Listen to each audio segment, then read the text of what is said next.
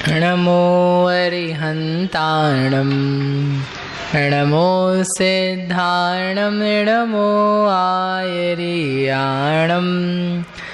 नमो वज्रायाणं नमो लोये सौवसाहूणं सिद्धे जिणेन्दचन्दे आयर्य उवज्झाय साहुगणे वन्दीय सम्मदंसण चरितलद्धिं परुवेमो। ये मांगलिक ग्रंथ श्री लब्धिसार जी है। इसके रचयिता आचार्य भगवान श्री नेमिचंद्र सिद्धांत चक्रवर्ती हैं। इसमें 5वां अधिकार है चारित्र मोह उपशमना अधिकार। इस चारित्र मोह उपशमना में अनिवृत्तिकरण के अंतर्गत किस प्रकार से उपशमकरण चलता है, कर्म का उपशमन किया जाता है, यानी उदीर्णा के अयोग्य बनाया जाता है, वो बता रहे हैं। तो वहाँ स्त्री वेद, नपुंसक वेद, स्त्री वेद का उपशमन पूरा हुआ। फिर नपुंसक वेद के बाद में, स्त्री वेद के बाद में पुरुष वेद का उपशमन किया। और उपशमन हो जाने के बाद में जो नवक समय प्रबद्ध है, जो अभी नया ही बांधा था, उसका भी क्रमशः उपशमन किया गया। उसके उपशमन को, विधान को अपन ने देखा था। और उसके बाद में कल ये दिखाया था कि एक एक समय प्रबद्ध एक एक फाली में थोड़ा थोड़ा द्रव्य लेते हुए उपशमाया जा रहा है। एक फाली के द्रव्य से दूसरी फाली का द्रव्य असंख्यात गुणा है, और अंतिम फाली के द्रव्य में सारा का सारा एक समय प्रबद्ध का द्रव्य उपशमा दिया जाएगा। फिर उसी के साथ में ये भी कहा कि जो पुरुष वेद का द्रव्य है वह संक्रमण को भी प्राप्त हो रहा है। जो नवक समय प्रबद्ध है वह संक्रमण को भी प्राप्त हो रहा है। तो कैसे संक्रमण को प्राप्त हो रहा है? अधः प्रवर्त संक्रमण भागार से भाग दे करके। और एक समय प्रबद्ध की ही अपेक्षा देख रहे हैं तो प्रति समय हीन होकर के बंध रहा है, संक्रमित हो रहा है। क्यों? क्योंकि जितना बचा है, जितना एक समय प्रबद्ध का द्रव्य था उसका एक भाग संक्रमित किया, शेष भाग अभी भी पुरुष वेद रूप ही है। अब जो बचा है उसमें भागहार का भाग देकर के द्रव्य संक्रमित हो रहा है, तो वह द्रव्य पूर्व के संक्रमण द्रव्य से कम आता है। फिर पुनः जितना शेष बचा तीसरे समय में, उसमें भागहार का भाग देकर के संक्रमण किया, तो द्रव्य कम बचा है, तो उसमें आने वाला एक भाग भी कम आ रहा है। तो ऐसे प्रत्येक समय में जो एक समय प्रबद्ध है उसमें से जो लिया जाने वाला द्रव्य है वह कम कम कम कम रूप से संजुलन क्रोध में संक्रमण को प्राप्त हो रहा है। ठीक है, यहाँ तक समझ में आया था कल? अब इसके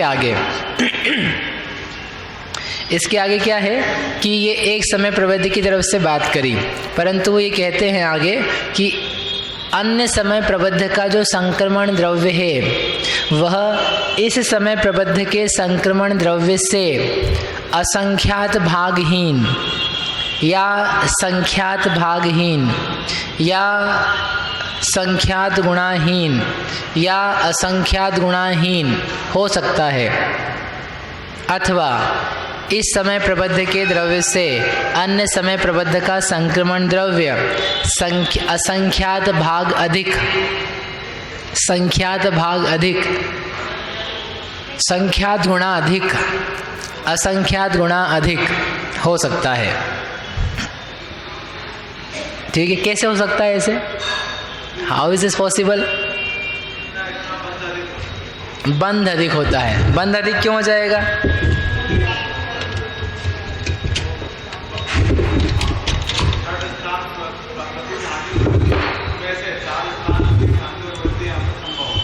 किसमें? हाँ, बस ये कहना है यहाँ पर। फिर से आप समझाते हैं। ये एक समय प्रबद्ध है ना, इसमें जाने वाला द्रव्य इतना है। अब ये निकाल, ऐसे समय प्रबद्ध कितने अभी हमारे पास? एक समय कम दो आवली प्रमाण है ना। तो ये एक समय प्रबद्ध था, इसकी बजाय अब हम एक दूसरा समय प्रबद्ध जो अगले समय में बांधा था या वर्तमान में मौजूद है वो ये लिया है ना, ये मौजूद है। एक ये है कि ये है। संदृष्टि की तरफ से देखेंगे तो दोनों कैसे दिखाई देंगे? समान दिखाई देंगे, क्योंकि संदृष्टि सेम है। लेकिन ऐसा होने पर भी इस समय प्रबद्ध से ये समय प्रबद्ध छोटा भी हो सकता है, बड़ा भी हो सकता है। क्यों? समय प्रबद्ध यानी है परमाणुओं की संख्या, बराबर। तो जो परमाणु आ रहे हैं उनका आना किस पे निर्भर करता है? योग पे निर्भर करता है। योग अधिक होगा तो परमाणुओं की संख्या अधिक होगी, योग कम होगा तो परमाणुओं की संख्या कम होगी। और यहाँ जो 9वां गुणस्थान चल रहा है इसमें कोई ऐसा नियम नहीं दिया है कि योग एक ही प्रकार का सदृश प्रत्येक समय में रहेगा। हर समय योग अलग अलग अलग हो सकता है। तो जो एक समय में योग किया उसकी अपेक्षा जो अगले समय में योग से जीव परिणमित हुआ तो उसका योग असंख्यात भागहीन रहा। इस योग में जो वेरिएशन, वाइब्रेशन थी, स्पंदन था, स्पंदन की क्वालिटी समझ लो लेट्स से 100 डिग्री की थी। तो उस 100 डिग्री से इतना कर्म आया 1 लाख। इस योग, ये जो योग आया तो इस योग के समय डिग्री थी 95 डिग्री। तो उससे आने वाला जो कर्म पुंज है वो नेचुरली क्या हो जाएगा? कम हो जाएगा। तो इसमें कितना बन जाएगा? 95,000। ये समय प्रबद्ध की मात्रा कम हो गई। संदृष्टि में देखोगे तो सेम ही दिखेगा, लेकिन सूक्ष्मता से देखेंगे तो ये जो असंख्यात गुणा अपन ने यहाँ किया है तो ये असंख्यात छोटा असंख्यात करना पड़ेगा और ये बड़ा असंख्यात आपको मानना पड़ेगा। ठीक है, समझ में आया? तो ऐसे योग के परिवर्तन से आने वाला जो समय प्रबद्ध है वह कम भी होता है। इसकी बजाय 90 डिग्री का कोई योग आया तो उससे जो कर्म के पुंज आए वो कितने आए? 90,000 आए। किसी अन्य जीव ने अगले समय जो योग किया वो 100 डिग्री 90 डिग्री वाला ना करके 50 डिग्री वाला किया तो उसके पास उस समय प्रबद्ध में कितने परमाणु आए? 50,000 आए। तो इस समय प्रबद्ध की अपेक्षा ये समय प्रबद्ध कैसा हो गया? संख्यात गुणाहीन, बराबर। अब जब इस समय प्रबद्ध का संक्रमण किया जाएगा तो भागहार तो वही हम अधा प्रवर्त भागहार का लगा रहे हैं, तो 10 का लगाया अपन ने, यहाँ 10 माना था ना, तो 50,000 में अधा प्रवर्त संक्रमण भागहार का भाग लगाया तो क्या आया? 5,000। तो एक समय प्रबद्ध का संक्रमण वाला द्रव्य रहा 10,000, उस ही समय अन्य समय प्रबद्ध का द्रव्य रहा 5,000। तो क्या कहेंगे? इस समय प्रबद्ध के संक्रमण द्रव्य से अन्य किसी समय प्रबद्ध का संक्रमण द्रव्य संख्यात गुणाहीन हो गया। आधा हो गया ना, इससे 10,000 से 5,000 आधा हो गया, यानी संख्यात गुणाहीन हो गया। ऐसे ही और किसी ने हल्का जाकर के समय प्रबद्ध बांधा, यानी बहुत कम योग उसके हो गया, तो लेट से 10 डिग्री वाला योग रह गया। ऐसा भी संभव है, अभी ज़्यादा योग था फिर कम योग हो गया। तो जब कम योग हुआ तो उसने 10,000 परमाणुओं का स्कंध रूप समय प्रबद्ध बांधा। अब बांध करके ये जो समय प्रबद्ध है इसमें आपने संक्रमण भागहार का भाग दिया, तो जो आने वाला द्रव्य है संक्रमण का द्रव्य वो ऑब्वियसली कितना आएगा? और कम आएगा। तो यहाँ पर कितना आया? 1,000। तो अपन मान लो ये असंख्यात जैसा है तो 10,000 से 1,000 कितना हो गया? असंख्यात गुणाहीन। 10वां हिस्सा है तो अपन 10 का भाग लगा रहे ना असंख्यात मान करके, तो कितना हो गया ये? असंख्यात गुणाहीन। तो ये कहने का यहाँ पर अभिप्राय था कि एक समय प्रबद्ध की तरफ से हम देखेंगे तो प्रत्येक समय क्या दिखेगा? हीन हीन हीन दिखेगा। परंतु एक समय प्रबद्ध से किसी अन्य समय प्रबद्ध के संक्रमण द्रव्य को कंपेयर कर रहे हैं तो कोई का द्रव्य असंख्यात भागहीन, संख्यात भागहीन, संख्यात गुणाहीन, असंख्यात गुणाहीन, ये चारों प्रकार का हो सकता है। ठीक है, 4 हो गए। अब इसकी बजाय थोड़ा चेंज करते हैं। इसकी डिग्री थी 100, अब अगला समय जब आया तो जीव का जो योग हुआ वो और बड़ा हुआ तो 110 डिग्री का उसको योग पाया गया। अभी तक 100 डिग्री थी, अब उसका योग और बढ़ गया। तो बढ़ गया तो क्या होगा, जो कर्म पुंज बांधा है वह और अधिक होगा। तो उसने कितना बांध लिया, 1,10,000 परमाणु पुंज। और फिर जब इसमें संक्रमण भागहार का भाग देंगे तो द्रव्य ज़्यादा आएगा। कितना ज़्यादा आएगा, इस द्रव्य की अपेक्षा से असंख्यात भाग अधिक। जितना समय प्रबद्ध बड़ा है उतना उसका संक्रमण द्रव्य बड़ा होगा। यदि समय प्रबद्ध संख्यात गुणा बड़ा हुआ होता तो जो संक्रमण द्रव्य है वो भी संख्यात गुणा बढ़ा हुआ होता। तभी हमने केवल संख्यात भाग बढ़ाया, असंख्यात भाग। अब इसकी बजाय संख्यात भाग वृद्धि करा दी, यानी 150 डिग्री का है, 100 डिग्री में संख्यात का भाग लगाया 2 का और 50 आया तो जोड़ दिया, 150 डिग्री का आ गया। तो क्या हो गया, आपके पास द्रव्य 1.5 लाख आ गया। इसमें क्या करेंगे, संक्रमण भागहार का भाग 2, किसने 10 का, तो क्या आ गया 15,000। तो एक समय प्रबद्ध का जो द्रव्य था संक्रमित होने वाला वो था 10,000, किसी अन्य समय प्रबद्ध का द्रव्य 15,000। तो 10,000 से 15,000 कितना हो गया, संख्यात भाग अधिक। आधा भी, डबल भी नहीं हुआ ना, आधा बढ़ा। इसका मतलब भी क्या है, संख्यात भाग अधिक। 10,000 में 2 का भाग लगा करके जो आया उसको उसी में जोड़ दिया तो संख्यात भाग बढ़ाया, ये संख्यात भाग वृद्धि हो गई। किसी ने क्या किया और बढ़ करके बांधा, 200 डिग्री का बांध लिया तो 2 लाख द्रव्य आ गया उसके पास, है ना। तो समय प्रबद्ध हो गया संख्यात गुणा दुगुना। तो जो द्रव्य आएगा वो कितना हो जाएगा, समय प्रबद्ध का संक्रमण द्रव्य 20,000। तो 10,000 से 20,000 कितना हो जाएगा, संख्यात गुणा। ऐसे किसी ने बिल्कुल तेज समय प्रबद्ध बांधा, योग उसका बढ़ गया। कितना बढ़ गया, असंख्यात गुणा। परिणामों की विशुद्धि असंख्य अनंत गुणी बढ़ती है, परंतु योग जो है वो परिस्पंदन से संबंध रखता है, तो वह परिस्पंदन कम ज़्यादा हो सकता है। परिस्पंदन मन वचन काय में से कहीं से भी हो सकता है। तो एक अन्य व्यक्ति ने या उसी व्यक्ति ने अन्य समय में, अगले समय में जो समय प्रबद्ध बांधा था वो 1000 डिग्री वाला बांधा, तो अब जो उसका समय प्रबद्ध आएगा वो कितना आ जाएगा, 10 गुना कर दिया ना इसको, तो 10 लाख, 3 3 6, यानी असंख्यात गुणा हो गया। असंख्यात गुणा समय प्रबद्ध बांधा तो जो संक्रमित होने वाला द्रव्य है वो कितना होगा, असंख्यात गुणा। तो कितना आगे आएगा ये, 1 लाख। 1 लाख परमाणु निर्जरित निसंक्रमित होंगे। इस प्रकार से एक एक समय प्रबद्ध अपने आप से कंपेयर करेंगे तो प्रत्येक समय में असंख्यात भागहीन क्रम से संक्रमित होता है, और अन्य समय प्रबद्ध जो उसी जीव ने बांधे हैं उनको कंपेयर करके चलेंगे तो चारों प्रकार की हानियों वाला संक्रमण द्रव्य हो सकता है या चारों प्रकार की वृद्धि वाला संक्रमण द्रव्य हो सकता है। ठीक है, इतना जरूर है कि 2 प्रकार की हानि और 2 प्रकार की वृद्धि संभव नहीं है।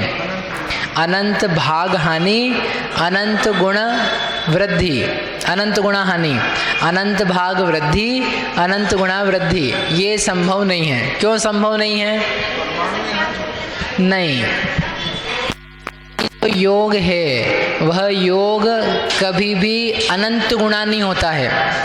अधिकतम भी योग होगा, न्यूनतम से अधिकतम असंख्यात गुणा ही है। लोएस्ट जघन्य योग लेकर के चलो आप, जघन्यतम योग से भी उत्कृष्टतम योग असंख्यात गुणा ही होता है, अनंत गुणा नहीं होता। और ऊपर से आप नीचे जाओगे तब भी असंख्यात गुणाहीन ही कर पाओगे, अनंत गुणाहीन कभी भी नहीं होगा। इसलिए जब योगों के अंतर्गत या समय प्रबद्ध की मात्रा में बात चलती है तो वहाँ पर अनंत गुणाहीन या अनंत गुणा वृद्धि ये कभी भी नहीं आती है। और जो योग में वृद्धि, अनंत भाग वृद्धि नहीं हो पाती है। वृद्धि जब भी होगी कम से कम भी असंख्यात भाग वृद्धि होगी। इसके कारण से 4 प्रकार की वृद्धि और 4 प्रकार की हानि पाई जाती है। ये इसके नियम हैं। समझ में आया? अब कोई प्रश्न होता आप पूछ।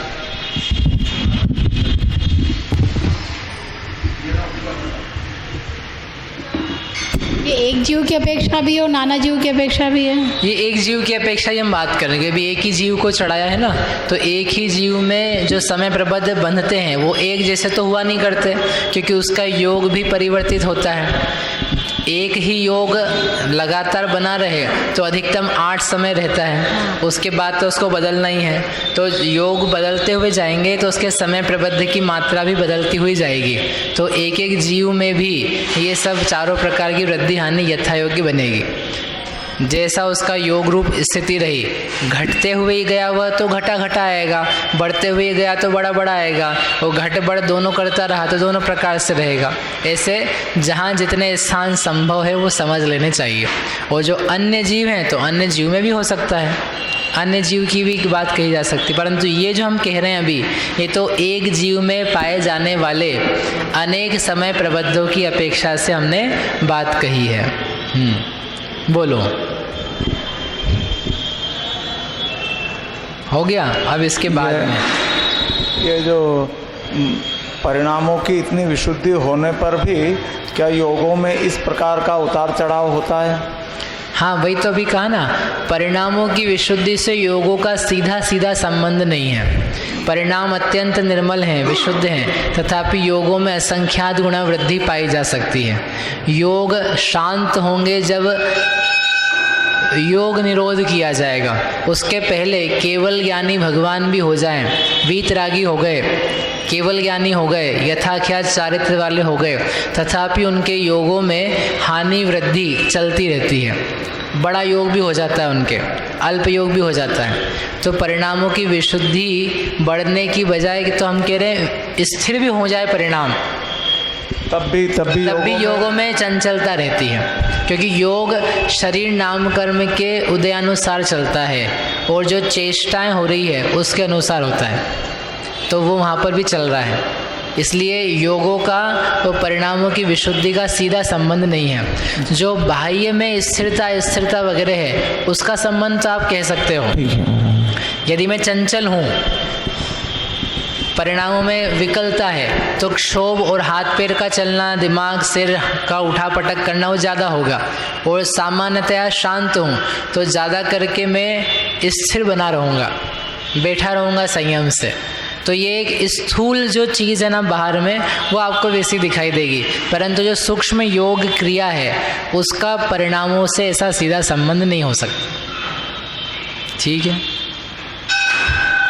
आगे प्रश्न है। एक और था कि जैसे अभी वेदनीय कर्म या प्रशस्त प्रकृतियों का अनुभाग हर समय अनंत गुणा बढ़ता हुआ चला जा रहा है, तो जब 10वें गुण स्थान के अंत समय में जब राग का सर्वथा अभाव हो जाएगा, तो क्या उस समय अब जो है वो अनंत गुणा बढ़ता हुआ अनुभाग एकदम अनुभाग रहित बंद होगा या उनका और भी बढ़ेगा? नहीं, अब अनुभाग नहीं बढ़ेगा, अनुभाग बंद हो जाएगा। अनुभाग बंद होगा ही नहीं, अनुभाग बंद नहीं होता उसमें, खाली प्रकृति बंद होगी, बस प्रकृति आती है, परमाणु आ रहे, उसमें रस नहीं पड़ रहा है। क्योंकि इतना बढ़ता जा रहा है विशुद्धि से, तो अगर शुद्धता होने विशुद्धि से नहीं बढ़ता अकेला, मतलब कषाय की जो मंदता है वहाँ हीनता पाई जा रही है, अल्पतम कषाय है उसके निमित्त से आ रहा है। और जब कषाय अल्पतम से शून्य पे आ गई तो उसका काम खत्म हो चुका है। तो यदि विशुद्धि से, निर्मलता से, शुद्धोपयोग से बढ़ता हो तो वहाँ पूर्ण शुद्धोपयोगी है, तो वहाँ खूब बंधना चाहिए। इसलिए कषाय के अंश हैं उससे बंद हो रहा है, और वो लोएस्ट है तो वो हाईएस्ट पे जा रहा है, और जब वो है ही नहीं तो हो गई नहीं फिर, है ना। अब इस अपगत वेद के प्रथम समय में कितना स्थिति बंद होता है उसका प्रमाण यहाँ बताते हैं।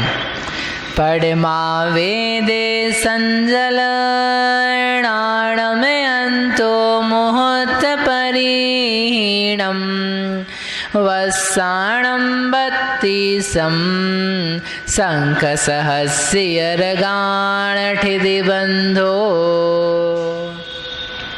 पडम अवेदे, अवेदे अपगत वेद हो जाने के, पडम यानी पहले समय में, यानी जब पुरुष वेद का बंध उदय विच्छिन्न हो चुका, अपगत वेद के पहले समय में पहुँचे। गुणस्थान कौन सा चल रहा है?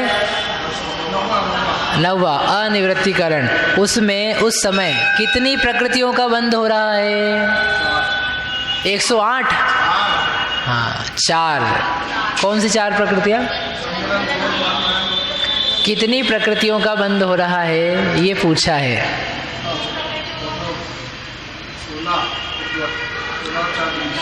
कितनी प्रकृतियों का बंध हो रहा है? 7 प्रकृति का। आयु को छोड़ करके 7 कर्मों का।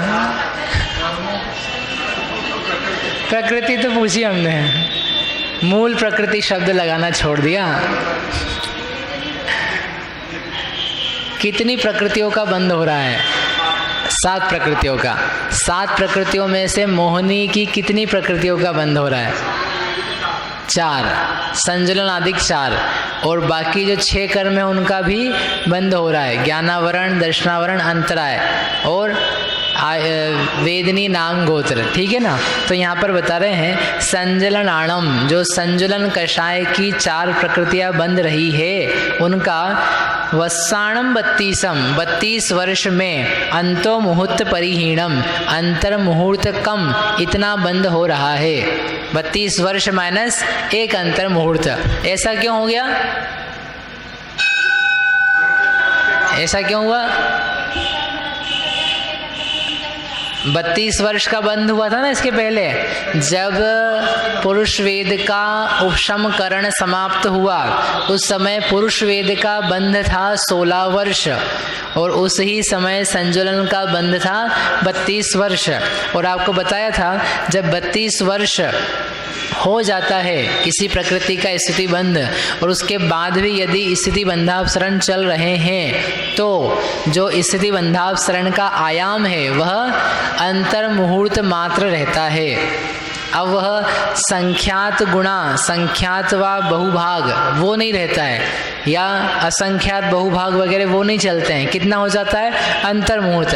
अब 32 साल में 1 अंतर मुहूर्त कम करो, फिर जो शेष बचा उसमें अंतर मुहूर्त कम करो, जो शेष बचा उसमें अंतर मुहूर्त कम करो, इतना इतना कम होगा। कितनी देर में?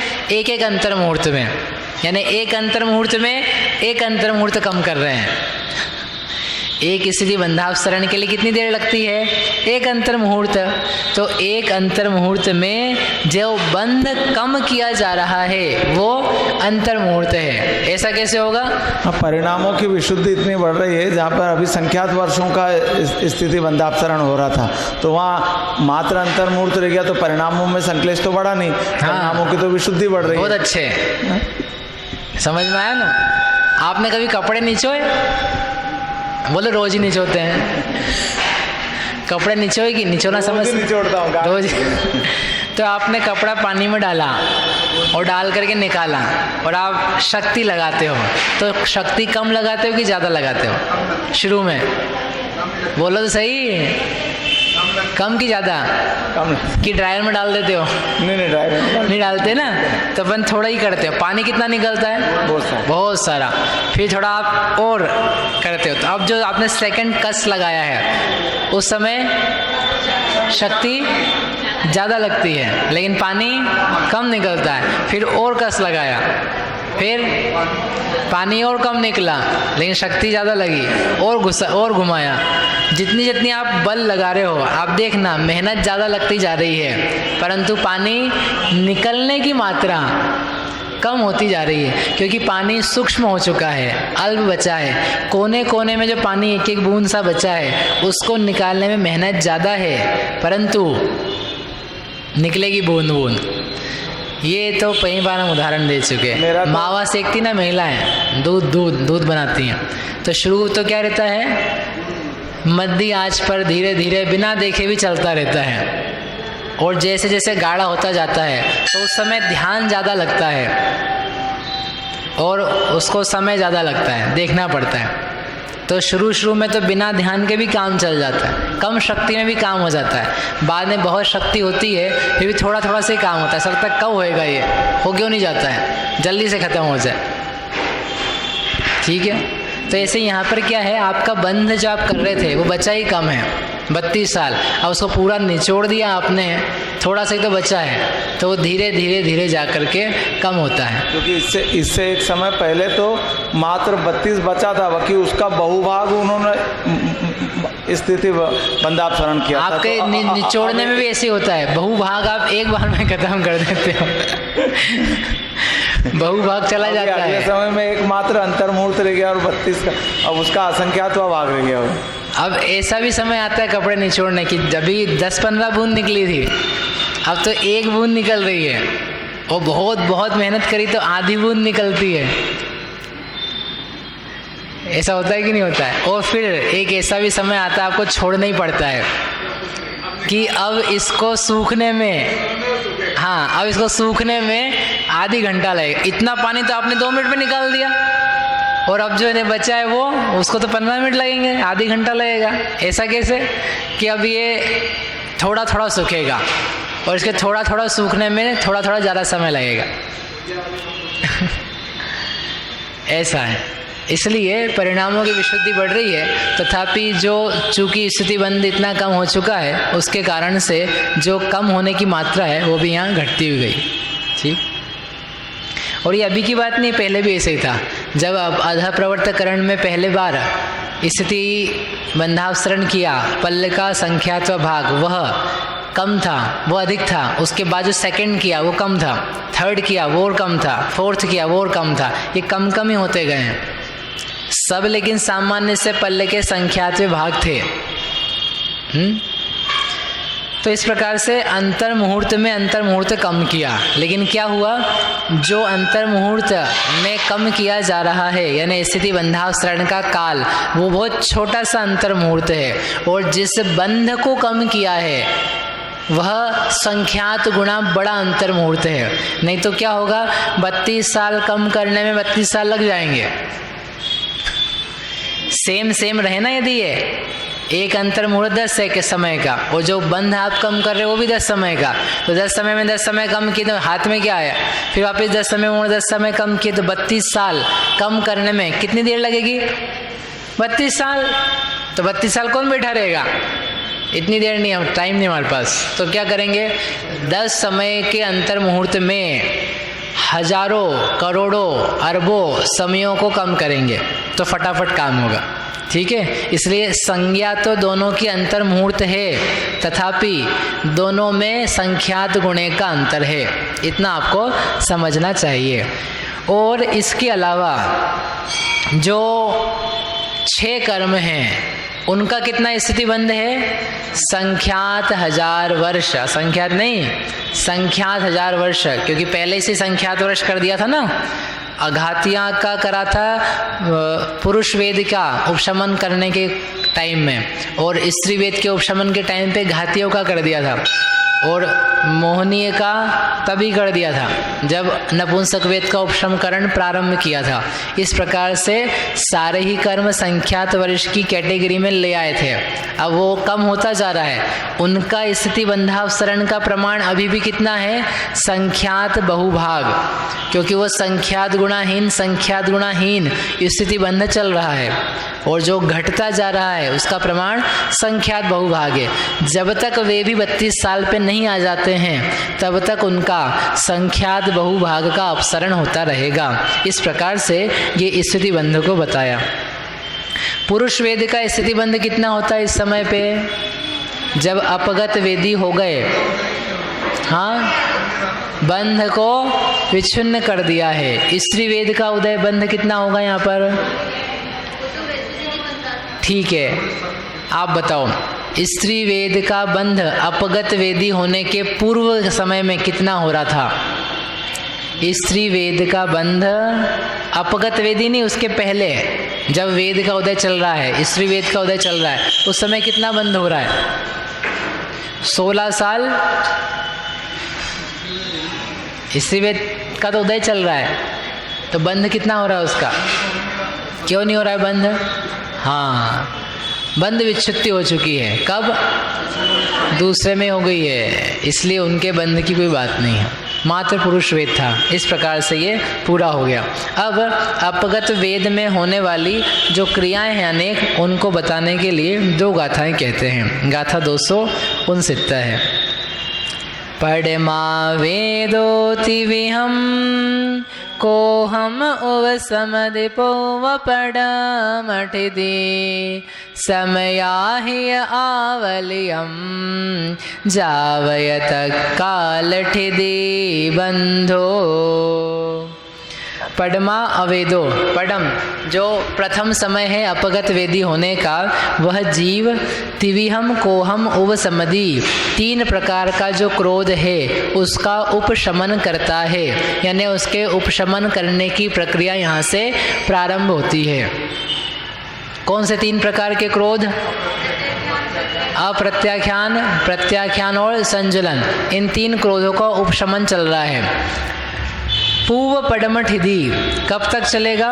जो पहले से बनाई हुई पडमठिधि प्रथम स्थिति है, उसमें समया ही आवलियम जाव, एक समय अधिक आवली प्रमाण काल जब तक रहता है तब तक उसका उपशमन करता है, और तत्काल ठिधि बंधो, और उस समय ही उसमें स्थिति बंध भी होता है। कितना होता है वो आगे बताएंगे, आगे की गाथा में।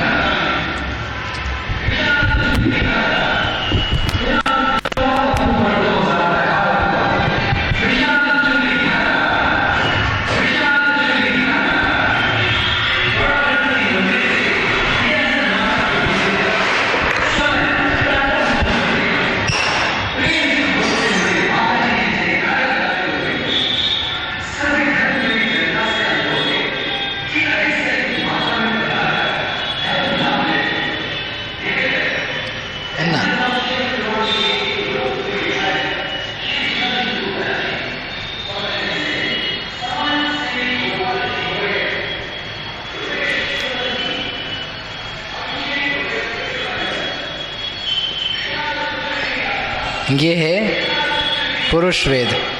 कल अपन ने एक चीज़ बराबर से नहीं पढ़ी थी, उसको अपन सही कर लेते हैं। ये है क्रोध, ये है मान, संजलन, संजलन, मान माया लोभ, ऐसे सब समझ लेना। इसमें ये कहा था हमने जब अंतरायाम किया था कि सबके अंतरायाम के जो टॉप हैं, शीर्ष हैं, वो सबके समान हैं। तो ये अंतरायाम यहाँ पर समाप्त होता है। ये इसके ऊपर द्वितीय स्थिति है, ये भी इसकी द्वितीय स्थिति है, और ये अंतरायाम है। ऐसा होने पर भी जो प्रथम स्थिति है, जितनी वेद, जो भी उदयागत वेद है, उस वेद की प्रथम स्थिति से जो कषाय उदयमान है, क्रोध कषाय मान रहे भी अपन, तो क्रोध कषाय जो उदयमान है उसकी जो प्रथम स्थिति है वो इसकी प्रथम स्थिति से कुछ अधिक होती है। यानी इसकी प्रथम स्थिति 1 से लगा करके लेट से 100 समय की है, और 101 समय से लेकर के 500 समय तक या 1000 समय तक इसका क्या है? अंतरायाम है, और 1001 से लेकर के 20,000 तक द्वितीय स्थिति है ना।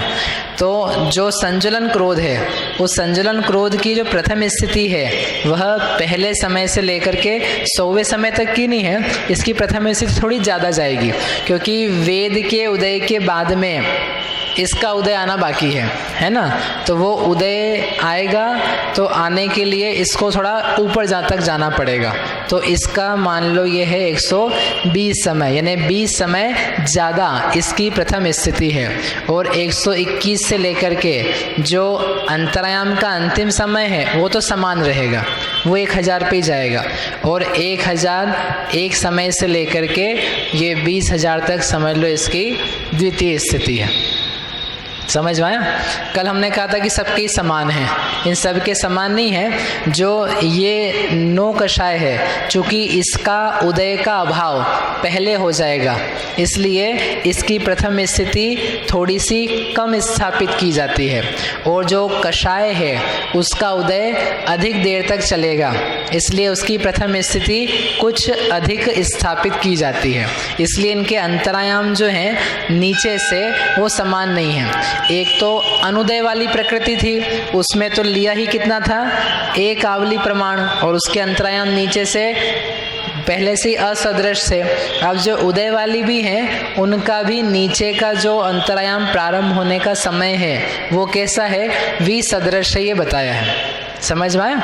इसलिए जो यहाँ प्रश्न था ना आपका शुरू में भी कल दीदी कि इसके निषेक बचे रहेंगे, उनका क्या होगा, तो जब इसके उदय का अभाव हुआ वेद का, तो उसके ऊपर उसके निषेक ही नहीं है, क्योंकि वो तो उदय के अभाव को प्राप्त हुआ, उसका अंतरायण चालू हो चुका है। और इसका हाँ जो एक्स्ट्रा उपशम काल है, मतलब ये प्रथम स्थिति यहाँ तक तो उदय विच्छिन्न हो गया, ये उदय विच्छुत्ति हो गई इसकी, और यहाँ से अपगत वेदी हुआ। तो जो अपगत वेदी है तो यहाँ पर एक समय कम 2 आवली तक जाओगे तो यहाँ जो रखा हुआ एक्स्ट्रा द्रव्य है, एक्स्ट्रा यानी नवक समय प्रबद्ध, उसका उपशमाना चलता रहेगा। तो वो तो चलना ही है, वो तो अपन अभी 2 दिन से समझ ही रहे कि जब उदय इसका बंद हो गया, अपगत वेदी हुआ, तब से लेकर के एक समय कम 2 आवली काल में इसका नया बंधे हुए का उपशमन होगा। ठीक है, उस ही समय क्रोध का उदय चालू हो जाएगा। अब वो चालू करवाना है क्रोध का उदय, यानी क्रोध का उदय चल ही रहा है, मात्र क्रोध का ही उदय आ रहा है, और उसका उपशमकरण भी प्रारंभ करना है। तो वो कैसे होता है वो बताना है। तो इसका अंतरायाम चालू हो गया, इसके उदय से फ्री हो गए। अब क्या बचा, यहाँ बचा, तो यहाँ जो बचा है तो ये 101वां समय, तब से लेकर के 120 समय तब तक क्या चलेगा, उदय चलेगा। उसके अलावा यहाँ पर और एक छोड़ देना, उच्छिष्टावली बोलते हैं उसको, 1 आवली। 4 समय की यदि मान लो आप, तो 117वें समय तक इसका 117वां समय जब आएगा तब उदय नहीं आएगा, 116वें समय तक उदय माना जाएगा, और तब ही तक ही काल में क्या कर लेंगे, क्रोध का उपशमन पूरा कर देंगे। कौन से क्रोध का, जो संजुलन क्रोध है उसका, इसके अलावा जो अप्रत्याख्यान प्रत्याख्यान क्रोध है उसका भी। ठीक है, समझ में आया? नहीं आया? क्या समझ में नहीं आया? पूछ लो जो नहीं आया। ये यहाँ पर ये बताया है कि जो प्रथम स्थिति स्थापित करी थी, जिस प्रथम स्थिति के ऊपर अंतरायाम होता है, तो वो अंतरायाम पुरुष वेद का बड़ा है, और अंतरायाम ये जो क्रोध है इसका छोटा है। कितना, 1 अंतर मुहूर्त से वह छोटा है, क्योंकि इसके अंतरायाम की स्थिति पहले से चालू होकर के पुरुष वेद का उदय बंद हो चुका है, अपगत वेदी हो चुका है, और अभी क्रोध के उदय आना बाकी है। तो वो थोड़ी सी देर और क्रोध के उदय आएंगे, उसके बाद में जाकर के इसका जो अंतरायाम है वो अंतरायाम प्रारंभ होगा। ठीक है, तो 101वें नंबर के समय से लेकर के अब जितना प्रथम स्थिति में समय बचा है, लगभग उतना देर किस में दिया जाएगा, क्रोध के उपशमाने में दिया जाएगा। ये कहा था ना, क्रम क्रम से उपशम होगा। एक का उपशम हो जाने के बाद में ही अन्य कषाय का उपशमन चालू होगा। तो अब चूंकि हमने यहाँ पर पुरुष वेद का उपशमन समाप्त किया, अब जाकर के क्रोध का उपशमन चालू होगा, तो यहाँ से चालू कर रहे हैं। ठीक है, प्रत्याख्यान और अप्रत्याख्यान के तो यहाँ द्रव्य नहीं है। हाँ, उनका तो द्रव्य नहीं है, उनका तो सिर्फ ऊपर वाले जो प्रत्याख्यान अप्रत्याख्यान है, चूंकि वे तो उदय के अभाव को प्राप्त थे, तो उनकी तो प्रथम स्थिति कितनी है, 1 आवली, और इसके ऊपर से लेके यहाँ तक सब अंतरायाम चल रहे हैं, यहाँ सब अंतरायाम ही है। उनका तो बस ऊपर का ही करना, और इसके ऊपर द्रव्य है उनका। तो जो द्वितीय स्थिति का द्रव्य है प्रत्याख्यान अप्रत्याख्यान क्रोध का, उसको क्या कर रहे हैं, उपशमा रहे हैं, सुला रहे हैं उसको, सो जा बेटा, राजा बेटा सो जा, तू उठना मत, उसको सुला रहे हैं अच्छे से। ये पुरुष वेद में तो जैसे ये 100 के ऊपर अपन ने 101 के ऊपर जो एक समय कम 2 आंवली लिया हाँ है ना, नवक समय प्रबद्ध के लिए। हाँ। लेकिन जो संज्वलन में है उसमें भी नवक समय प्रबद्ध बंधेंगे तो अभी उसके क्या लिए अपन बंध रहे हैं? अभी तो बंधने दो ना, तो उसके लिए समय है मेरे पास अभी। उसका नवक समय प्रबद्ध की चिंता हम करेंगे 116वें समय में जा करके, जब उसकी बंध विच्छुत्ति होगी तब। तो इधर तो अपन ने इधर ऊपर लिया और इधर नीचे कैसे लिया? कौन सा ऊपर नीचे? यहाँ पर तो 100 के ऊपर लिया, मतलब वो जो अंतरायाम चालू हो गया उस समय लिया अपन ने तभी ऊपर तो से। लेंगे ना। और यहाँ उसके पे नीचे पहले ले लिया ना। यहाँ कोई समय प्रबद्ध बांधा था, उसका एक आवली काल गया और बहुत सारा समय बचा था तो उसका उपशमन पूरा हो गया। यहाँ कोई बांधा, उसके ऊपर एक आवली गई और भी समय बचा था, उसका उपशमन कर दिया। जो पुराने बंधे हैं उनके उपशमाने के लिए नवक की कोई ज़रूरत ही नहीं, हमको सोचने की ज़रूरत नहीं है। वो तो लास्ट में जो बंधे थे उनकी अचलावली बीती नहीं, उनकी उपशमानावली बीती नहीं, इसलिए लास्ट में लेना पड़ता है। ऐसे यहाँ पर कोई क्रोध बंध रहा है तो बंधने तो नीचे यहाँ एक आवली बीतेगी, एक आवली बीत करके एक उपशमन आवली बीतेगी, उपशमन हो जाएगा। फिर बंधेगा, फिर एक आवली बीतेगी, उसका उपशमन हो जाएगा, क्योंकि बीच में बहुत सारा समय है। जब एंड में पहुँचेंगे तब जा कर के देखेंगे कि कितना इसका बचा है उपशमाने के लिए। वो 121 से चालू होएगा, फिर वो 121 से करेंगे बाद में। 121 की बजाय 117 से कर देंगे, एक आवली छोड़ कर। ठीक है, ये यहाँ पर बताना था कि इसका द्रव्य यहाँ पर अभी रखा हुआ है, इसलिए इसको तो ये उदय में आएगा ही, उदय में आकर के इसको उपशमाने की प्रक्रिया चालू करेंगे। और जिस प्रकार से ये बनाया है अंतरायाम इसका, वैसा ही अंतरायाम किसका है? इसका संजलन मान का, यानी यहाँ तक जितनी क्रोध की प्रथम स्थिति है उतनी ही मान की प्रथम स्थिति है, उतनी ही माया की प्रथम स्थिति है, और उतनी ही लोभ की प्रथम स्थिति है। उसके ऊपर उतना अंतरायाम है और उसके बाद में उसकी द्वितीय स्थिति है। ठीक है, तो जब ये क्रोध खत्म हो जाएगा ना और इसका अंतरायाम चालू हो जाएगा, तब क्या होगा? तब इसका भी अंतरायाम चालू हो जाएगा। 10वां कहाँ से आ जाएगा? अभी तो अपने को 9वां बिताना बाकी है।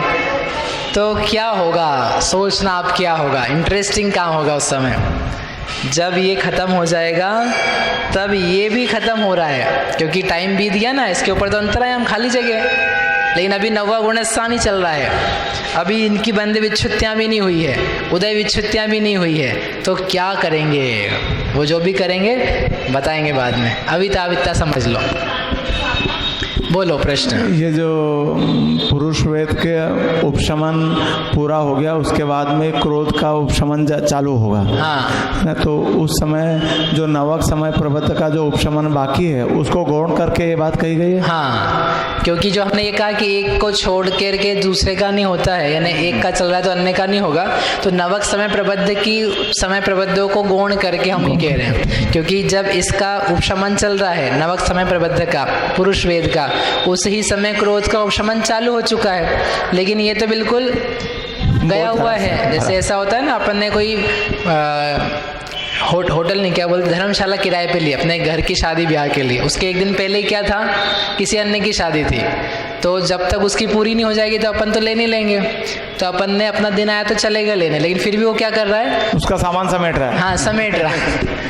तो वो समेटने को अपन गिनते नहीं, अपन ये मानते ही अपना ही हो चुका है, उसको निकलवा देते हैं। तो यद्यपि दोनों काम एक साथ होते हैं, तथापि वो शादी नहीं कर देगा उस दिन। जिस दिन आपके घर में सुबह 9 बजे शादी है, मालूम पड़ा वो भी 8 बजे करने लग जाए, तो आप क्या बोलोगे? ये नहीं चलेगा, आप रात 12 के पहले निपटा लो। तो मुख्य कार्य हो चुका है, जो थोड़ा बहुत बचा है तो उसको नहीं गिना जाता है। ऐसे यहाँ पर इसने बाकी सबको तो फिनिश कर दिया, जो लास्ट में आया था उसका थोड़ा सा बचा हुआ है, तो वो यहाँ पर इस क्रोध के काल में ही, उपशमाने के काल में उपशमित होता जाएगा। ये जो गाथा 244 में बोला था वो यही है ना, कि परंतु संज्वलन क्रोध की प्रथम स्थिति पुरुष वेद की प्रथम स्थिति से कुछ कम, तीसरा भाग प्रमाण अधिक है। कहाँ 244 पढ़ तो लें। हाँ, कहाँ उबरिम समम उपकरी। हाँ ठीक है, तो यहाँ दिया है ना, उन 2 प्रथम स्थितियों से अंतर्मुहूर्त व आवली प्रमाण से संख्यात गुण नहीं, विशेषार्थ में दिया ना, विशेषार्थ में परंतु संज्वलन क्रोध की प्रथम स्थिति पुरुष वेद की प्रथम स्थिति से कुछ कम तीसरा भाग प्रमाण अधिक है। ये अंतर्मुहूर्त अधिक हो गई, कुछ अधिक है ना, बराबर। इसलिए उदय युक्त उदय वाली पुरुष वेद और उदय वाली कषाय के अंतरायाम के नीचे के निषेक समान नहीं हो सकते। यहाँ अंतर मुहूर्त की अपेक्षा सदृश यह कहा है। ठीक है, बढ़िया हो गया, समझ में आया? और कोई प्रश्न नहीं? वाह, हो गए क्लियर सब। इस प्रकार से जो आगे बचा है, आगे क्या करना है पढ़ लेते हैं इसको, इसके अर्थ।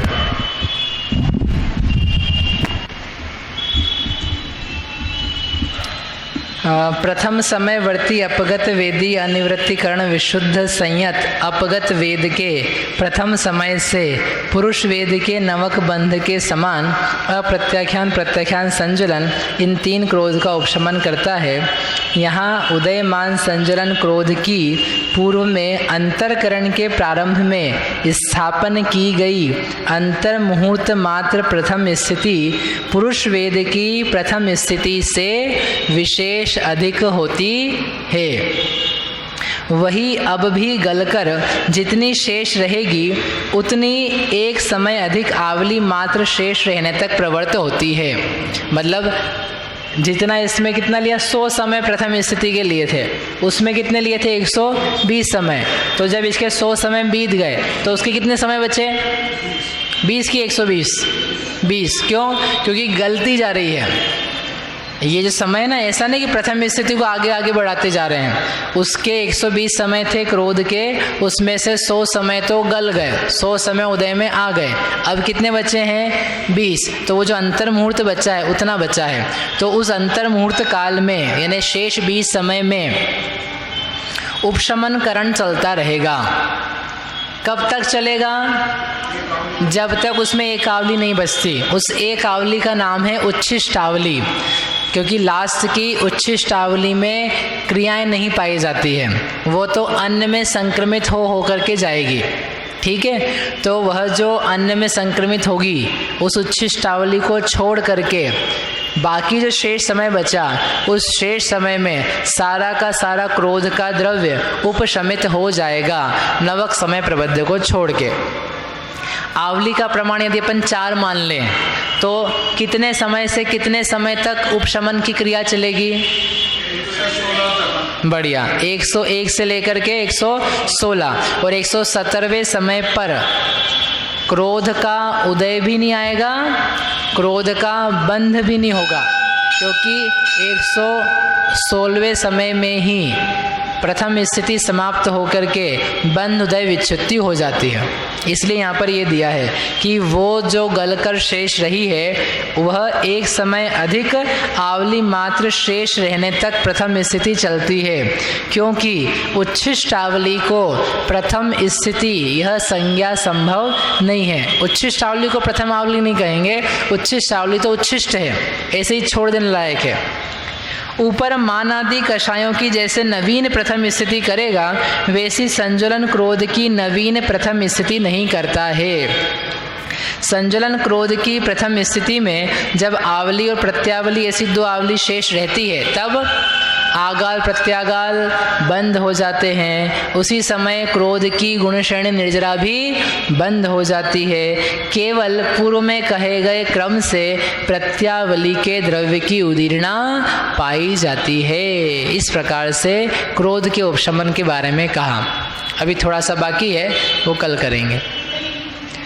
गुण श्रेणी निर्जरा चल रही है ना, अभी भी जो जो कर्म हैं अभी उनकी गुण श्रेणी निर्जरा चल रही है, लेकिन जब 2 आवली शेष रहेगी तो गुण श्रेणी निर्जरा भी बंद हो जाएगी। इस प्रकार से अपना भी समय पूरा हो गया। माइक ले लो। जीवन के बिना शरीर जैसा हो गया ये। नवीन प्रथम स्थिति क्यों नहीं बनती है? अभी बताएंगे ये आगे।